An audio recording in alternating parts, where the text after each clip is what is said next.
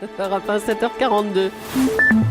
Europe 1 matin, Bruce Toussaint. Allez, on redevient sérieux avec l'édito politique d'Europe 1 matin. Caroline Roux, bonjour. Bonjour Bruce, bonjour Julie, bonjour à tous. Sérieux, et pourtant on a beaucoup ri pendant 4 semaines avec ce feuilleton de l'UMP. Mais voici enfin la fumée blanche. Les deux frères ennemis de la droite ont enfin réussi à se mettre d'accord sur les conditions d'organisation d'un nouveau vote. Ça y est, c'est réglé, Caroline ? Ah non, on a juste baissé le rideau sur l'acte 1. Les militants ont le droit d'aller prendre un rafraîchissement car l'acte 2 pourrait être aussi saignant que le premier. Les deux camps ont signé un accord en 7 points pour organiser un nouveau vote en septembre 2013.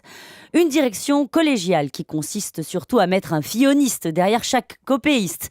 Une haute autorité pour organiser le scrutin qui consiste surtout à répartir les moyens financiers de la future campagne. Un comité de rédaction qui sollicitera tous les courants pour définir les règles de la prochaine primaire. À la fin, on s'attend presque à voir débarquer une délégation d'observateurs des Nations Unies, tant l'absence de confiance marque cet accord. Peu importe, la droite respire, même si ce traité de paix offre surtout du temps pour préparer le prochain combat. Le prochain combat, c'est la prochaine élection. Naturellement, est-ce que cet accord résout la question centrale ? Quel chef pour l'UMP ? Pour quelle ligne politique ? Non. Ce matin, la question des hommes n'est pas tranchée et celle des idées non plus. Et tous les ingrédients qui ont permis l'explosion restent posés sur la même table, entre les mêmes mains.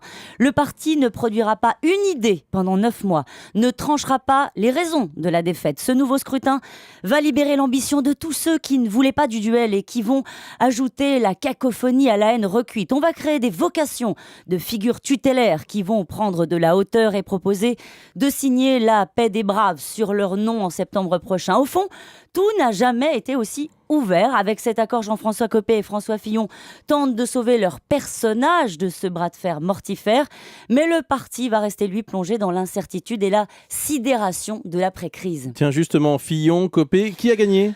Franchement, aucun des deux ne peut revendiquer la victoire. Ils ne le peuvent pas. Ils sont tous les deux lardés de cicatrices. François Fillon est sans doute satisfait d'avoir obtenu un nouveau vote. Jean-François Copé a cédé et va se poser, lui, en sage qui a sacrifié sa victoire pour sa famille politique. Il pense en tirer un bénéfice d'image. Quant à Nicolas Sarkozy, il apparaît désormais très loin de cette famille recomposée. Le seul vrai vainqueur, c'est finalement Jean-Pierre Raffarin, présenté ce matin comme pacificateur, qui aura obtenu le traité de paix. L'acte 2, le vote sous surveillance, rendez-vous en septembre prochain. Les militants, les électeurs, eux, n'attendront pas la levée de rideau ce week-end aux législatives partielles. Eux, ils étaient déjà là, ils se sont opposés dans les urnes. Et Jean-Pierre Raffarin sera l'invité de Jean-Pierre Elkabbach à 8h20 sur Europe 1. Merci Caroline.